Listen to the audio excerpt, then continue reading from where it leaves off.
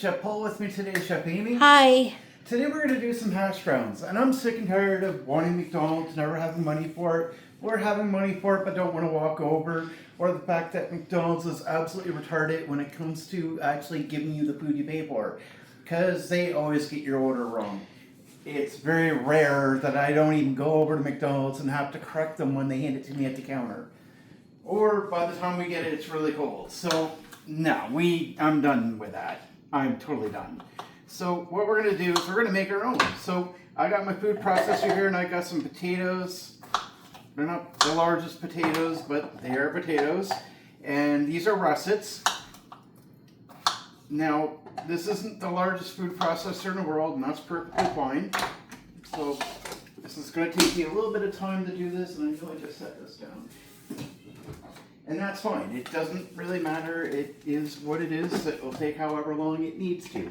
I've got a bowl here with water already in there, and we want to get rid of the starch. So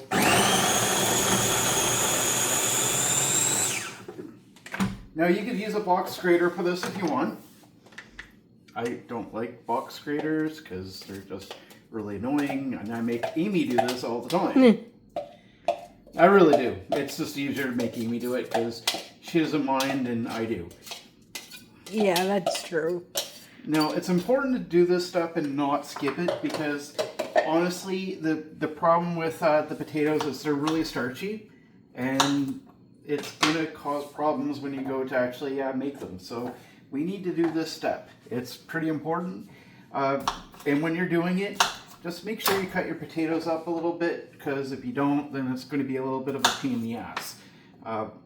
Because the food processor has to take its time to actually process it, and if it's too big, it's going to run into problems, or you're going to kill your engine. Now, this is a Ninja. It's pretty inexpensive. Not the largest thing in the world, but it is inexpensive, and it does wonders. If you're in a market for a food processor, this is what I recommend. Yeah, it's really good. And it's fast. It's very lightning fast. One thing I will warn you, you want to take your time and actually be careful when you clean this because it's very sharp.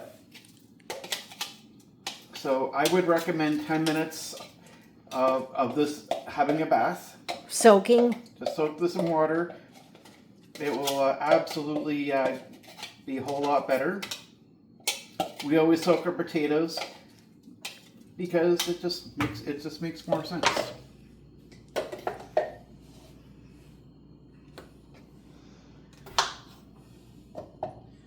I basically just quarter them. Doesn't take that long to do. No, it doesn't. And it does a lot better job for you when you're going to cut it, because if you don't, then it can be a pain. And you know what? Making cooking great again is all about taking what you have and just making it better, just making it easier for yourself. One of our associates' biggest complaint about cooking for themselves is the effort that it takes. And yeah, you're right, it does take some effort to cook.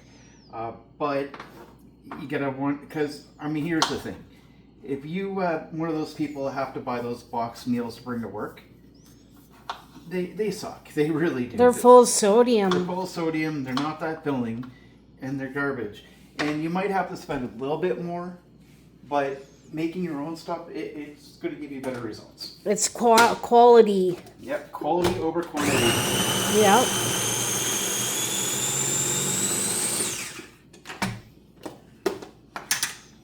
Oh, wait a minute. So always check your work. This needs a little bit more time. Probably not much, though. No, not really. And of course, The blade came out. yeah.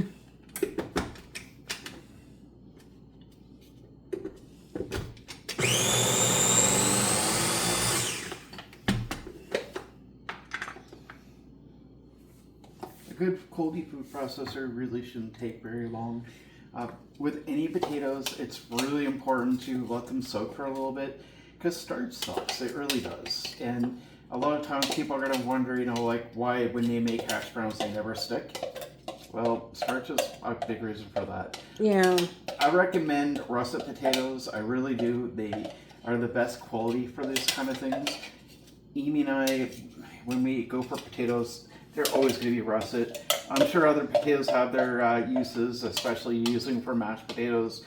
It's not that big of a deal, but the best quality potatoes, in my eyes, are always going to be russet. So I'm not going to add any spice to this. I'm not doing anything else to this right now. We're just Soaking it. just soaking it for about 10 minutes, and then we'll come back and we'll finish the process, because it won't take very long now. So we'll be back in a few minutes.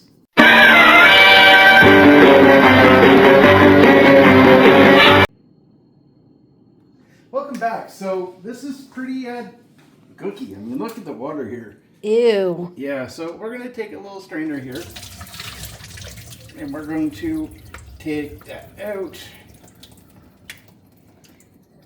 And now, here's a little trick we're going to do here.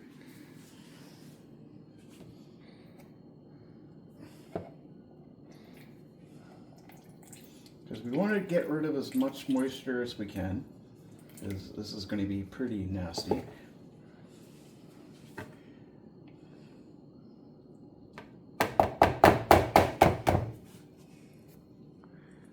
You see how bad that looks? Yeah. That looks gross.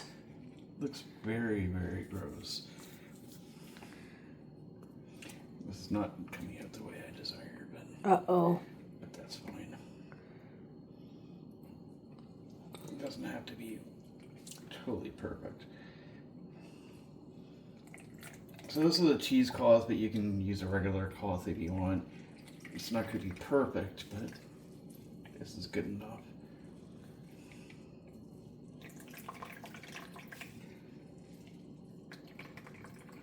Just want to squeeze as much moisture out of this as we can. Now I'm going to try to take this over here as quickly as I can. I've already got this heated already.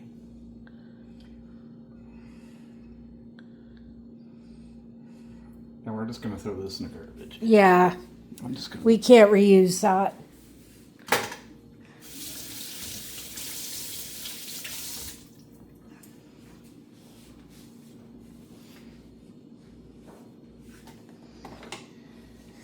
Now for some spice. I'm going to put some apple wood.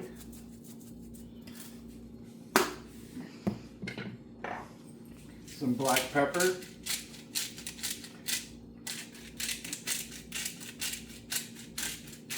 I love our black pepper around here. Yes. I'm going to use some marjoram.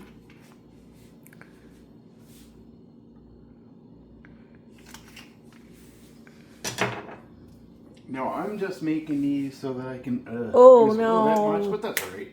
This is onion powder and then some basil. I'm not adding any salt to this because you don't really need to. No.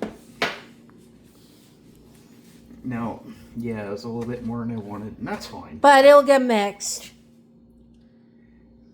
And that is on. Yeah, it's the right one. So you just want to mix this around a little bit.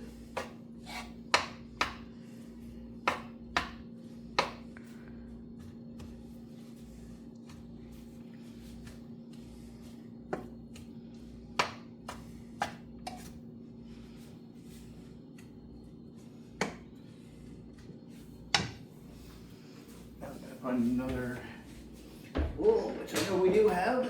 Yes.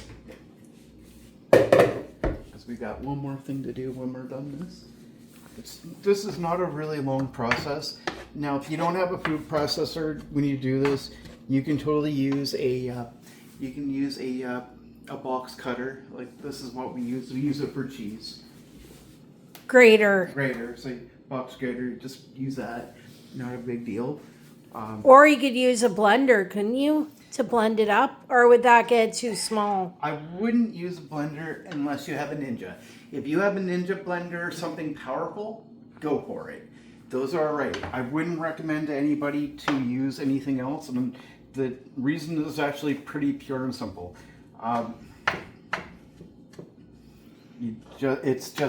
It's not going to give you the right effect. And the whole reason for that is, well,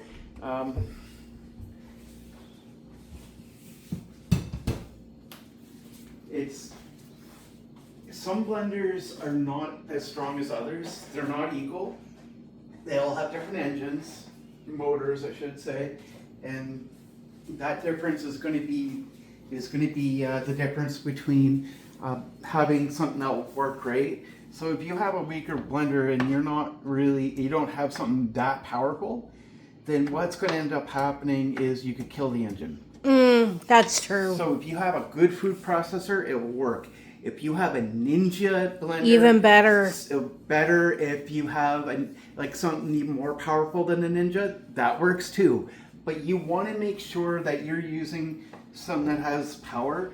I'm glad Amy brought that up because I'm really going to recommend that you do not just use your blender. It may work on some other things, but when you're dealing with meats or a hard substance like potatoes, it could end up destroying your motor. True. And then you don't have a blender. Yeah. That's not a good thing. Now, I mean, obviously, it would look a little bit different if we had used the grater. We didn't. And to be honest, a little bit of it is being lazy.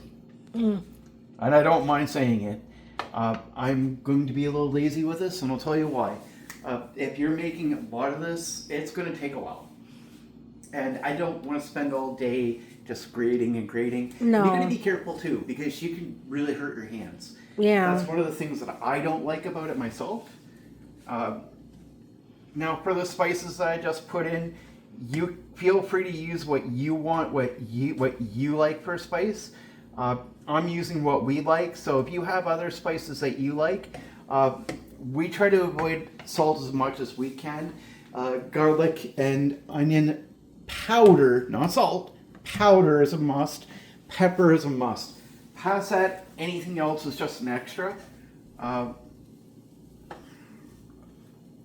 If you don't have issues with your health, salt might be all right, but I don't really like it. And I'll tell you another reason why I'm going to advise against it. When you cook with salt, it drags the moisture out. I don't want the moisture right now. We just spent time and effort to try to kill moisture. Yeah. So when I get salt involved, that kind of is going to give more problems. So we don't want that. No. All right, we don't need to cook this. This will be cooked at another time. Yeah. I just want to heat this up a little bit. And of course, it's going to leave a little bit of a mess because I probably didn't use as much oil as I probably should have. That's okay. But that's fine.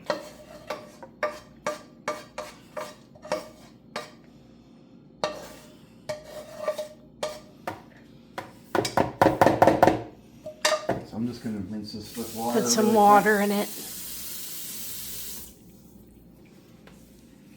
I turned the heat up already, so that's Yeah. fine. Now I use a little bit of cheese. Now use whatever you like. I'm not even going to tell you what we're using. It's not that it's none of your business. I don't want you to copy what I'm doing because there's probably a good chance you're not going to like this cheese. Yeah. It's not that it's bad. It's just what we chose to use. Yeah. And that's fine. Everybody's going to be a little different. We like it, so just use what the cheese you like. Yeah, you're the one that's eating this. Chances are Paul and Amy's not going to show up to your house tomorrow and invade your kitchen. That's probably not going to happen. No. Might. You never know. Amy might make Chef Paul a little angry tomorrow and Paul might need a break. Not likely. No. But the point is that use what you like. It's like the spices. I can show you what I use, but you're the one eating this. I'm not copying McDonald's. No. Though I will say my major complaint is that, sometimes in the morning I just need a little bit more to eat. And having hash browns would be nice, but geez, the cost of them is ridiculous. Like, seriously, it's ridiculous. When you buy potatoes and make them yourself. Yeah, like, that didn't take very long. I waited about 10 minutes for them to soak, Yeah. and the rest was not that hard. I mean, No. you can also mince up some other vegetables on this if you want. Yeah. Not going to be that hard to do. Pretty easy. So now Yeah. we're just going to make some patties. Now, you could technically fry this up now if you wanted to. We're going to stick this in a freezer and then Make it tomorrow. make it tomorrow. We're not eating this tonight. No. I just want this to firm up a little bit first.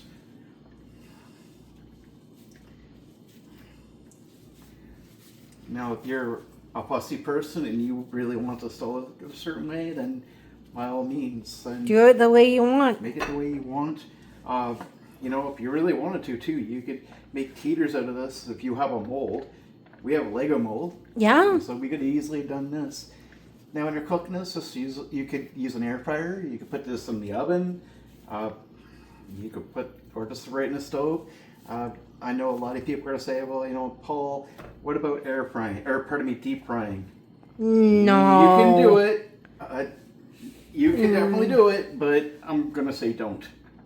Unhealthy. It's very unhealthy, and I know this is, if you're going to copy McDonald's, that's what they do. And yes, it does taste good, and there's no problem with that. But the amount of oil you waste, and it's just not healthy for you.